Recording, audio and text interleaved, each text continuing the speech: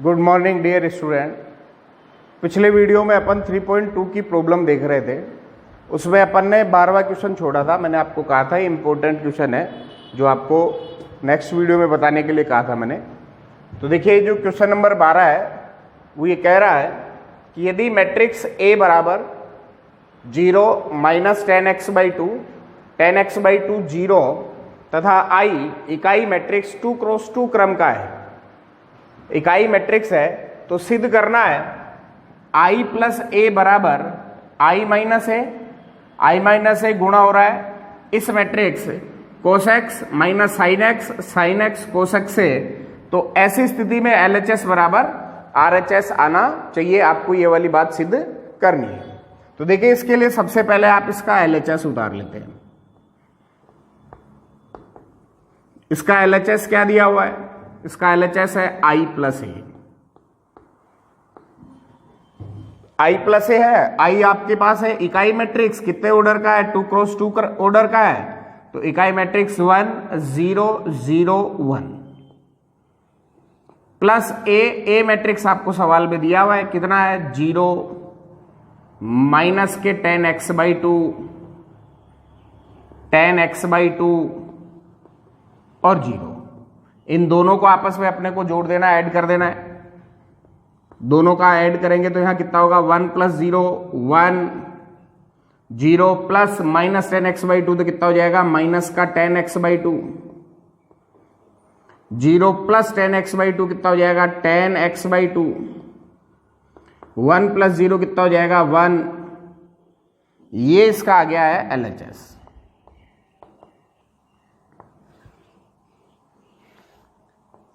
अब आप इसका उतार लीजिए RHS। क्या है RHS? ये देखिए आप, इसका RHS है I minus A cos X minus sine X और कोस एक्स। I आपको पता है, पहले तो इन दोनों को मैट्रिक्स बना लो आप। I माइनस है, I मतलब इकाई मैट्रिक्स आपके पास है। इकाई मैट्रिक्स कितने ऑर्डर का है? 2 क्रॉस 2 ऑर्डर का है। 1 0 0 1। इसमें से आप घटा दीजिए A मैट्रिक्स को। A मैट्रिक्स कितना है? 0 माइनस का 10x/2 प्लस का 10x/2 0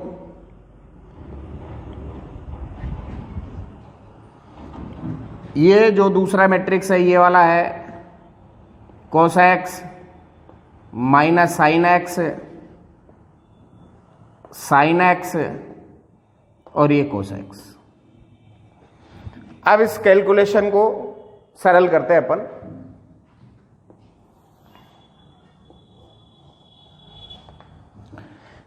देखिए 1 माइनस 0 कितना हो जाएगा? ये RHS बराबर चल रहा है अपना। 1 माइनस 0 हो गया है 1। 0 माइनस 10x/2 क्या हो जाएगा? प्लस का 10x/2। ये 0 माइनस 10x/2 कितना हो जाएगा? माइनस का 10x/2। और ये हो गया 1 माइनस 0 कितना हो गया है? 1। और ये वाला मैट्रिक्स है आपके पास cos X minus sine X और कोस एक्स। अब देखिए बेटा इसका LHS देखो। इसका LHS जो आ रहा है वो 10x/2 के पद में आ रहा है। इसका RHS लेते इसकी दूसरी जो मैट्रिक्स है वो कोस और साइन की फॉर्म में है। हमें RHS को भी जो इसकी पूरी कैलकुलेशन करके लास्ट में जो लेकर के आना है वो 10x/2 की फॉर्म में लेकर के आना है। अब देखिए इसको 10x/2 की फॉर्म में लाना है तो हमें कोस और साइन के फॉर्मूले 10 की फॉर्म में आने चाहिए। कोस और साइन के फॉर्मूले 10 की फॉर्म में हमें आते हैं तो हम आसानी से इसका कैलकुलेशन करके LHS के जो बराबर में है वो वाला स्टेप ला सकते हैं। तो चूंकि हम जानते हैं साइन 2x का जो फॉर्मूला होता है 10 के पदों में, साइन 2x का वो होता है 2 10x upon 1 plus 10 square X. Sine 2x का फॉर्मूला tan के पद में होता है 2 tan x upon 1 plus tan square x होता है। अपने को यहाँ केवल साइन x चाहिए, तो अपन यहाँ 2x को आधा कर देंगे, एंगल को आधा करेंगे तो साइन x हमें मिल जाएगा। तो देखिए कितना हो जाएगा साइन x, एंगल को आधा कर दिया है 2x/2, तो एंगल में 2 का भाग लगा दिया, तो इधर भी एंगल में 2 का भाग लगा दो आप, तो कितना हो जाएगा 2 tan x/2 upon 1 plus tan square x/2। अब देखिए यहां पर आप cos 2x जो है, cos 2x का tan के जो है फॉर्म में फॉर्मूला होता है 1 minus tan square x upon 1 plus tan square x होता है। वही हमें केवल cos x चाहिए यहां पर, तो वही एंगल को आधा कर देंगे यहां पर, तो कितना जाएगा cos x बराबर, कोण में 2 का भाग लगा दिया तो यहां पे भी एंगल में 2 का भाग लगा देंगे, तो 1 minus tan square x/2 upon 1 plus tan square x/2। अब देखिए साइन और cos x के जो फॉर्मूले हैं tan की फॉर्म में हमारे पास आ गए, उनको अपन यहां RHS में रख देते हैं। तो देखिए क्या आएगा, ये हो गया 1 tan x/2 minus tan x/2 और ये 1, और यहां पर देखिए ये फॉर्मूले आपको रखने हैं। cos x का फॉर्मूला tan के फॉर्म में क्या है 1 minus tan square x/2 upon 1 plus tan square x/2, यहां माइनस का चिन्ह, साइन x का फॉर्मूला tan के फॉर्म में क्या है 2 tan x/2 upon 1 plus tan square x/2।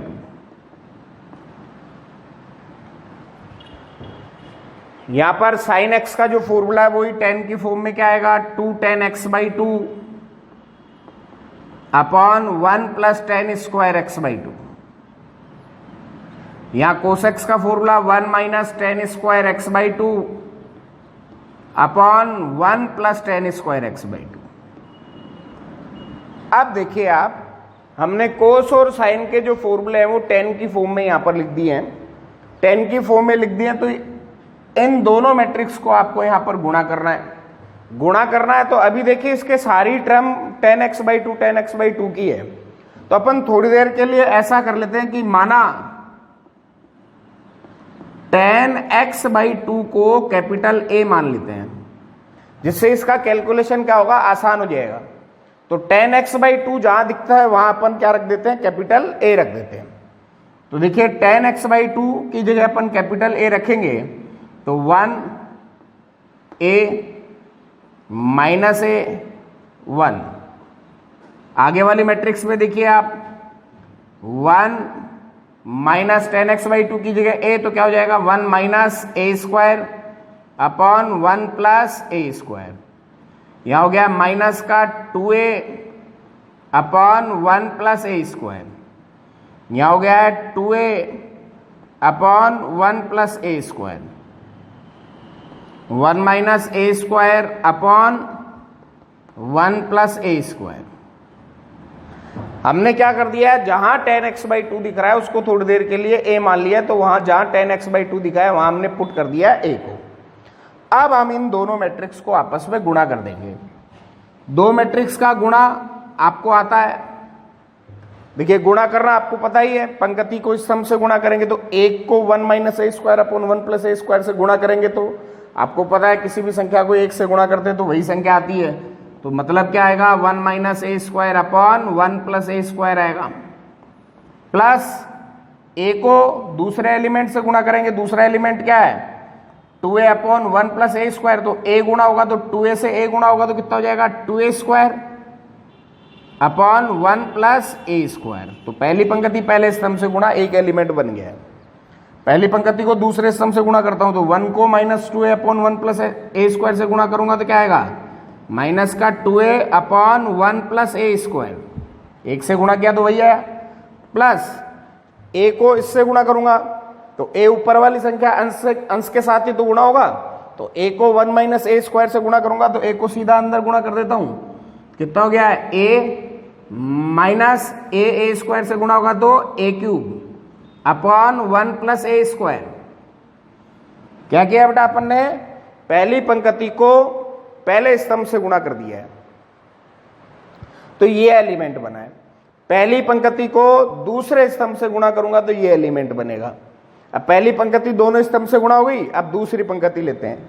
Minus ए को पहले स्तंभ से गुणा कर रहा हूं, पहले अवयव से गुणा होगा, माइनस ए अंदर गुणा कर देता हूं तो सीधा बताइए क्या आएगा, माइनस का ए और माइनस माइनस क्या हो जाएगा प्लस, ए को ए स्क्वायर से गुणा करूंगा तो क्या हो जाएगा ए क्यूब अपॉन 1 प्लस ए स्क्वायर, प्लस ए किससे गुणा होगा तो 2a अपॉन 1 प्लस ए स्क्वायर आ जाएगा।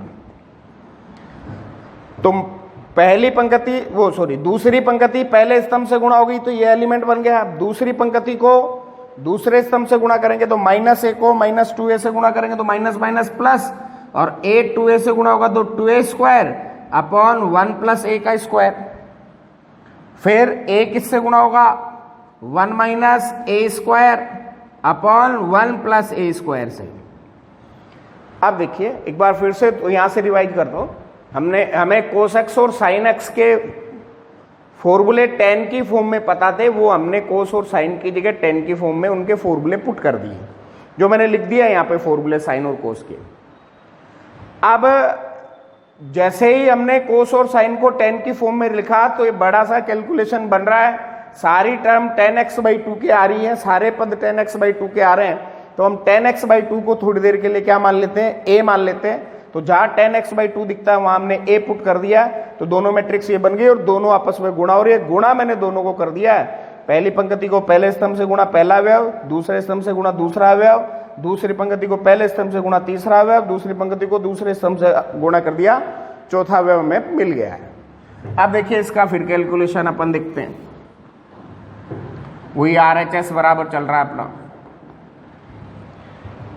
1 प्लस ए स्क्वायर 1 प्लस ए स्क्वायर दोनों जुड़ रहा है, दोनों का एलसीएम क्या आ जाएगा 1 प्लस ए स्क्वायर। चारों स्टेप में एलसीएम आ रहा है उनका, चारों स्टेप में एलसीएम लेते हैं तो पहली स्टेप का एलसीएम क्या आ गया 1 प्लस ए स्क्वायर आ गया है, 1 प्लस ए स्क्वायर आ गया। 1 प्लस ए स्क्वायर से 1 प्लस ए स्क्वायर क्या हो जाएगा, कैंसिल भाग करेंगे तो क्या बचेगा 1 माइनस ए स्क्वायर। भाई 1 प्लस ए स्क्वायर से 1 प्लस ए स्क्वायर कैंसिल, एक बच गया, एक को 1 माइनस ए स्क्वायर से गुणा करूंगा तो 1 माइनस ए स्क्वायर, 1 प्लस ए स्क्वायर से भाग दिया कैंसिल, एक बच गया, एक को 2a स्क्वायर से गुणा किया तो 2a स्क्वायर। आगे वाले का एलसीएम भी क्या आ गया है 1 प्लस ए स्क्वायर आ गया है, आगे वाले का एलसीएम भी आ गया है 1 प्लस ए स्क्वायर, आगे वाले का एलसीएम 1 प्लस ए स्क्वायर आ गया है, तो इससे ये कैंसिल हो गया, कितना बच गया माइनस का 2a प्लस 1 प्लस ए स्क्वायर से 1 प्लस ए स्क्वायर कैंसिल, तो कितना बच गया है a माइनस ए क्यूब। वही इसका एलसीएम क्या आ गया है 1 प्लस ए स्क्वायर, तो क्या बचेगा 1 प्लस ए स्क्वायर से 1 प्लस ए स्क्वायर कैंसिल, एक को माइनस ए प्लस ए क्यूब से गुणा करेंगे तो माइनस ए प्लस ए क्यूब, और प्लस 1 प्लस ए स्क्वायर से 1 प्लस ए स्क्वायर कैंसिल, तो कितना बचेगा 2a। इसका भी एलसीएम, आगे वाले का भी एलसीएम क्या आ रहा है 1 प्लस ए स्क्वायर, कितना बच गया है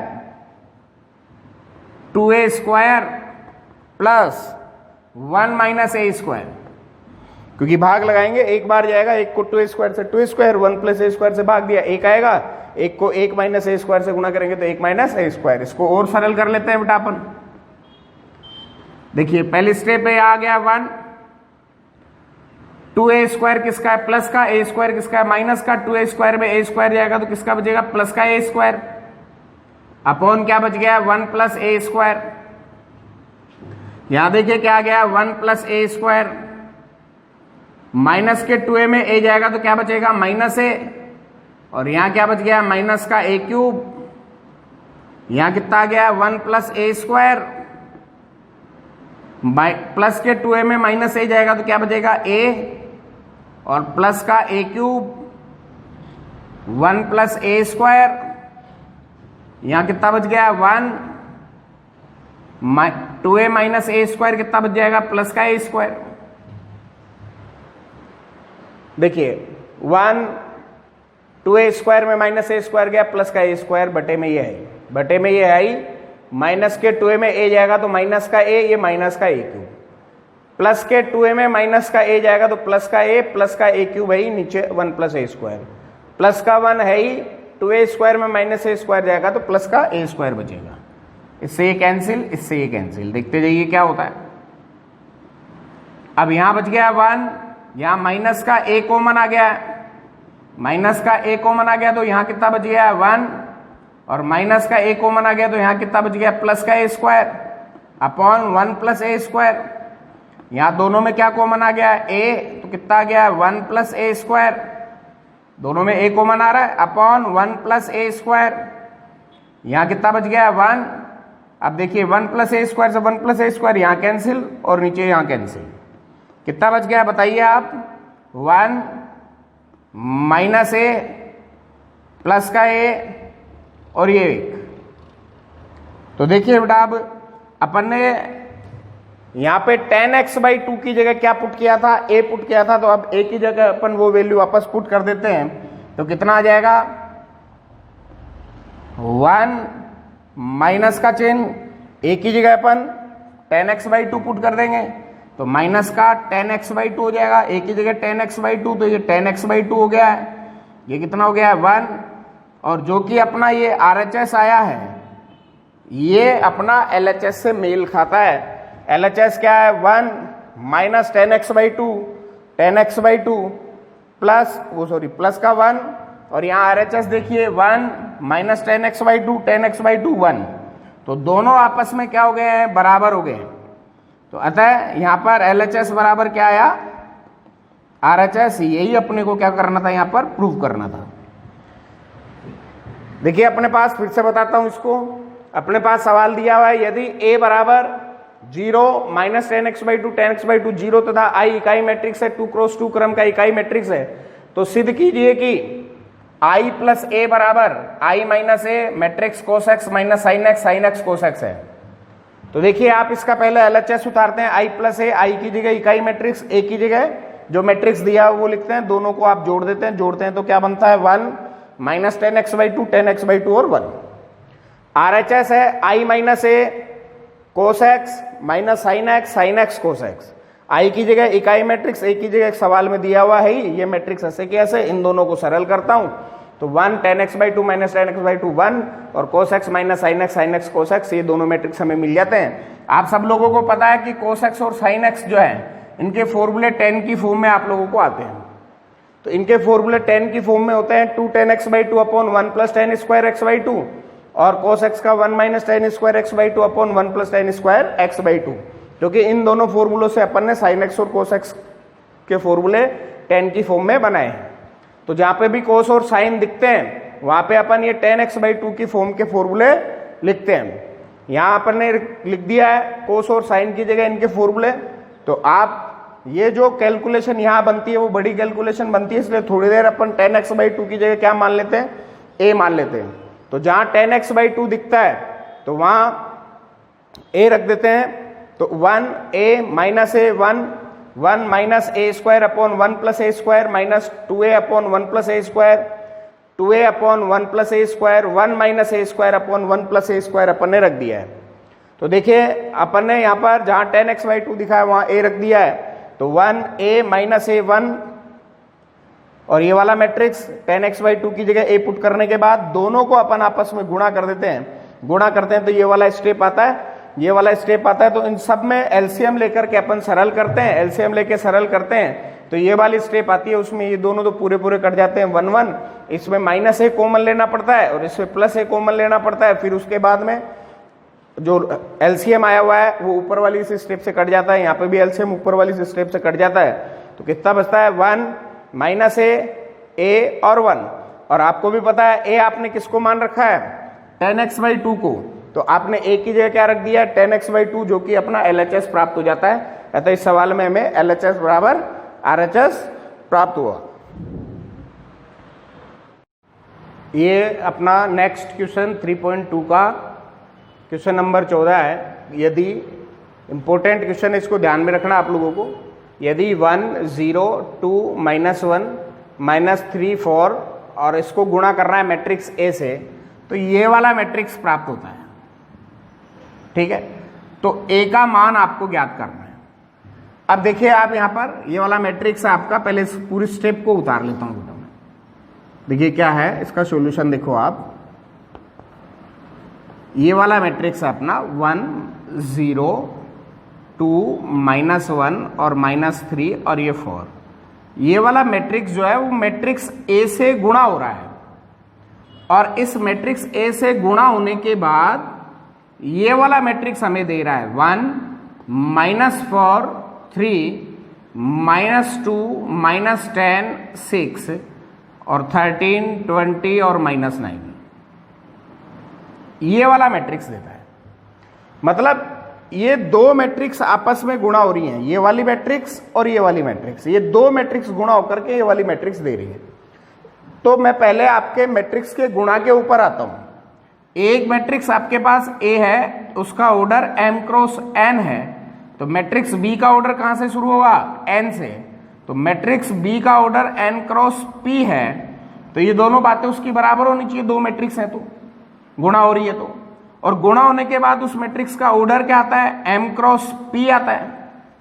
ये पहली के पंक्ति और दूसरे के स्तंभ गुणा होने के बाद आते हैं।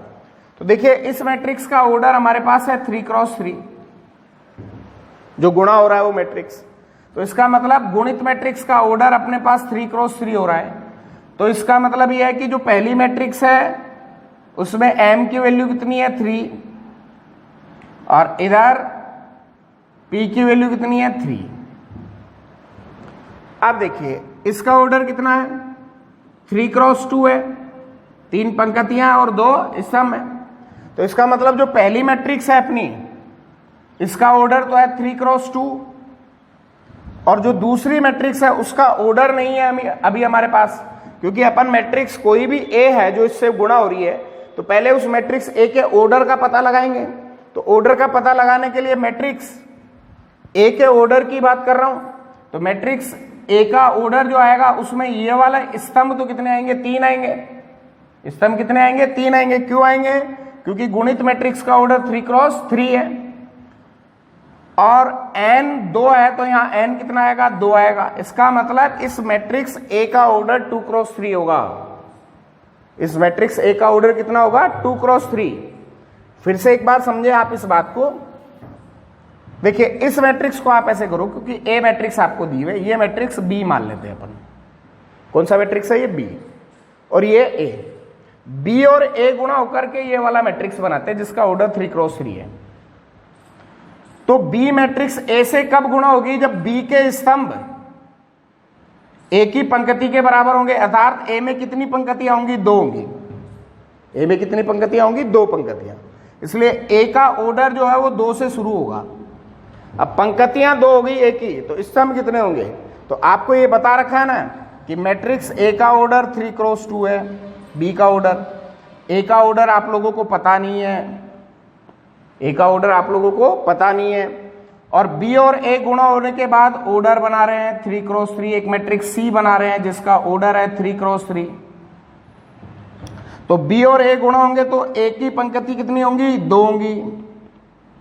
अब पता है दो मैट्रिक्स आपस में गुणा होती है, तो गुणा होने के बाद ये वाला ऑर्डर आपके पास आता है। तो यहां से तो 3 आ गया है, और गुणा होने वाली मैट्रिक्स 3 क्रॉस 3 ऑर्डर आ रहा है उसका। इसका मतलब यहां ऑर्डर कितना होना चाहिए? 2 क्रॉस 3। तो इसका मतलब ये हो गया कि जो मैट्रिक्स A है उसका ऑर्डर, मैट्रिक्स A जो है उसका ऑर्डर 2 क्रॉस 3 हो गया है।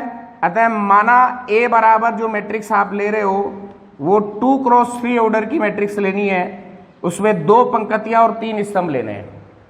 तो 2 पंक्तियां 3 स्तंभ लेने हैं, तो ये हो गया है A B C, 3 स्तंभ X Y Z, 2 पंक्तियां और 3 स्तंभ हो गए। अब देखिए जो मैट्रिक्स A है उसमें 2 पंक्ति 3 स्तंभ हो गए हैं, इसके ऑर्डर का पता लगा लिया है। इस मैट्रिक्स A को अब आप यहां पे रख दीजिए और गुणा कर दीजिए इस मैट्रिक्स B से। तो यहां है 1 0 2 -1 -3 और ये 4। इसको मैट्रिक्स A से गुणा करना है। मैट्रिक्स A है A B C X Y Z, और गुणा होने के बाद जो मैट्रिक्स आ रहा है वो आ रहा है 1 -4, 3, -2, -10, 6, 13, 20, -9। अब देखिए इन दोनों मैट्रिक्स को गुणा कर लो और इसके बराबर रख दो। A B C X Y Z के मान आ जाएंगे, उनको अपन मैट्रिक्स ए में रख देंगे तो हमें मैट्रिक्स ए का मान प्राप्त हो जाएगा। तो देखिए बेटा आप यहां पर दोनों मैट्रिक्स को गुणा करता हूं। पंक्ति स्तंभ से गुणा होगी, 1 ए से गुणा होगा ए और 0 एक्स से गुणा होगा 0। तो कितना आएगा? a + 0। भाई 1 को a से गुणा किया a और 0 को x से गुणा किया तो 0, तो a + 0। अब दूसरे स्तंभ से गुणा करो इसी पंक्ति को, 1 को b से गुणा करेंगे b, 0 को y से गुणा करेंगे 0। तो कितना हो गया है? b + 0। 1 को आप c से गुणा करो c, 0 को z से गुणा करो 0, तो c + 0। अब देखिए बेटा इस पंक्ति को स्तंभ से गुणा करना, 2 को a से गुणा करेंगे 2a, -1 को x से गुणा करेंगे -x। तो कितना आ जाएगा? 2a - x। इधर देखो 2 को b से 2b, -1 को y से y, तो 2b - y। 2 को c से 2c, -1 को z से -z, तो 2c - z। -3 को a से -3a + 4 को x से गुणा किया 4x, -3a + 4x।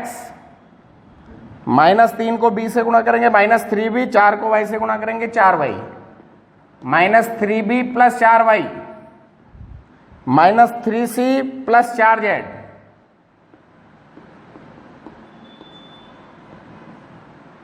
बराबर 1 - 4 3, 1 - 4 3, -2 -10 6 13 20 और -9। अब देखिए ये दोनों मैट्रिक्स आपस में कैसी आ रही हैं? बराबर आ रही हैं। तो जब आपको पता है दो मैट्रिक्स आपस में बराबर हो, बीच में बराबर का साइन हो, तो उनके संगत अवयव आपस में बराबर होते हैं। तो संगत अवयवों को आप आपस में बराबर करते जाओ। संगत अवयव a + 0 मतलब a हो गया है, a किसके बराबर हो गया है? 1 के, तो a की वैल्यू आ गई है 1। b + 0 क्या हो गया है? b, और b का इसका संगत अवयव क्या है? -4, तो b की वैल्यू आ गई है -4। c + 0 कितना हो गया है? c, और इसकी संगत वैल्यू कितनी है? 3, तो c बराबर कितना आ गया? 3। इधर देखिए 2a - x, 2a - x का संगत मान कितना हो गया है? -2। 2b - y का संगत मान कितना हो गया है? -10।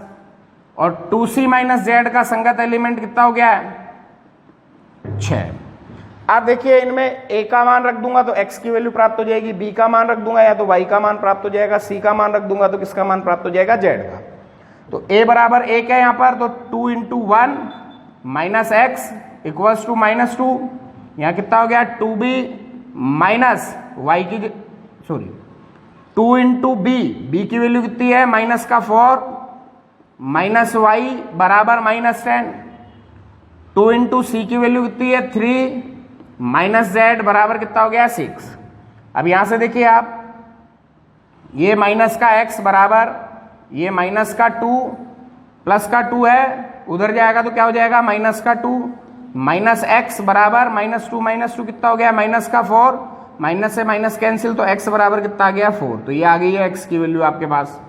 यहाँ 2 को -4 से गुणा करूंगा -8, -y बराबर -10, -y बराबर -10, -8 उधर जाएगा तो +8 हो जाएगा, -y बराबर -10 में से 8 जाएंगे तो क्या बच जाएगा? -2, माइनस से माइनस कैंसिल, तो y बराबर कितना आ गया? 2।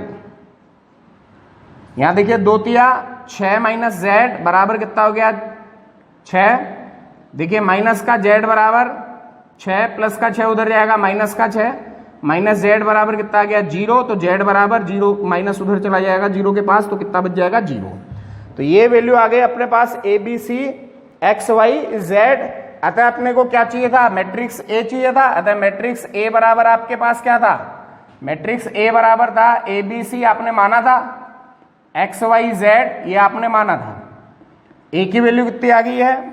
1, B की आ गई है -4, C की आ गई है 3, x की वैल्यू कितनी आ गई है? 4, y की 2 और z की कितनी आ गई? 0। तो ये मैट्रिक्स ए हमें प्राप्त हो गया है। इंपॉर्टेंट क्वेश्चन है, पूछा भी गया है ऐसा क्वेश्चन एग्जाम के अंदर कि एक मैट्रिक्स है जो मैट्रिक्स ए से गुणा हो रही है, गुणा होने के बाद ये वाला मैट्रिक्स दे रही है, तो मैट्रिक्स ए का आपको मान ज्ञात करना है। तो आप ये कह रहे हैं कि ये वाला मैट्रिक्स इस वाले मैट्रिक्स से गुणा होकर के ये वाला मैट्रिक्स देता है, तो मैट्रिक्स ए का ऑर्डर पहले आप ज्ञात करेंगे कि मैट्रिक्स ए का ऑर्डर कितना रहेगा। तो आप लोगों को बता रखा है कि दो मैट्रिक्स आपस में गुणा कब होती है, जब पहले मैट्रिक्स का जो स्तंभ दूसरे मैट्रिक्स के पंक्ति के बराबर हो। तो पहले मैट्रिक्स का स्तंभ कितना है 2, तो दूसरे मैट्रिक्स ए का पंक्ति कितना होगा 2, तो इसका मतलब मैट्रिक्स ए की पंक्ति कितनी होगी 2 होगी। जब ये दोनों मैट्रिक्स गुणा हो रही है तो ये वाला मैट्रिक्स आपको प्राप्त हो रहा है। तो गुणित मैट्रिक्स देखिए आपको बता रखा था मैंने, ए मैट्रिक्स है m क्रॉस n है, बी मैट्रिक्स है n क्रॉस p है, तो ये दोनों आपस में बराबर है, तो गुणा होने वाली मैट्रिक्स का ऑर्डर m क्रॉस p आएगा। तो गुणा होने के बाद जो मैट्रिक्स आ रही है वो m क्रॉस p आ रही है, तो यहां गुणा होने के बाद जो मैट्रिक्स आ रही है वो कितनी आ रही है 3 क्रॉस 3। इसका मतलब ये 3 कहां से आया था, ये 3 आया था यहां से, ठीक है, ये 3 कहां से आया था यहां से। अब आपको पता है मैट्रिक्स ए का ऑर्डर तो आप सब लोगों को पता था, ए का ऑर्डर कितना था 3 क्रॉस 2। इसका मतलब यहाँ m तो 3 था और n कितना था 2। इसका मतलब यदि ये वैल्यू 2 है तो n भी कितना होगा 2। इसका मतलब इस मैट्रिक्स का ऑर्डर कितना होगा 2 क्रॉस 3। जो पहली मैट्रिक्स से दूसरी मैट्रिक्स गुणा हो रही है उसका ऑर्डर कितना होगा 2 क्रॉस 3। तो इस मैट्रिक्स ए का ऑर्डर कितना होगा 2 क्रॉस 3। आपको 2 क्रॉस 3 ऑर्डर की मैट्रिक्स मान लेनी है। माना 2 क्रॉस 3 ऑर्डर की मैट्रिक्स में 2 पंक्ति मान लेता हूं, A B C X Y Z, 3 स्तंभ हो जाते हैं। ये मैट्रिक्स ए की जगह ये जो मैट्रिक्स मैं मानता हूं वो रखता हूं, ये रख दिया है मैंने। दोनों मैट्रिक्स को आपस में मैंने गुणा किया तो ये आया है, उसको मैं इस गुणा मैट्रिक्स के बराबर वाली मैट्रिक्स से रखता हूं। जैसे ही दोनों मैट्रिक्स आपस में बराबर आती हैं तो उनके संगत एलिमेंट आपस में बराबर हो जाते हैं। तो पहले अवयव के बराबर ये आ गया, इसके बराबर ये आ गया, इसके बराबर ये आया, तो ए बी सी का मान आ गया, इसके बराबर ये, इसके बराबर ये और इसके बराबर ये आया। तो ये 3 इक्वेशन हमारे पास बन गई जिनमें ए बी और सी आ रहे हैं, जबकि ए बी सी के मान हमारे पास है। ए बी सी के मानों को तीनों समीकरणों में अपन पुट करेंगे तो एक्स वाई जेड के मान आएंगे। X Y Z A B C के मान अपन मैट्रिक्स ए के अंदर रखेंगे तो मैट्रिक्स ए हमें प्राप्त हो जाएगा। तो ये दोनों इक्वेशन जो मैंने आज इस वीडियो के अंदर आप लोगों को बताए वो दोनों इक्वेशन इंपॉर्टेंट क्वेश्चन है, परीक्षा में पूछे गए। दोनों इक्वेशन 3.2 की लगभग प्रॉब्लम होगी है, केवल लास्ट क्वेश्चन एक 15 बचता है। इसका जो विविध प्रश्नावली है उसमें भी कुछ क्वेश्चन तो मैंने आपको इन वीडियो के माध्यम से सीधे ही बता दिए हैं, कुछ और बचते हैं वो आपको 1-2 वीडियो के अंदर और बता करके इस चैप्टर को खत्म करेंगे। इसके बाद अपन नेक्स्ट चौथे चैप्टर के बारे में पढ़ेंगे। धन्यवाद।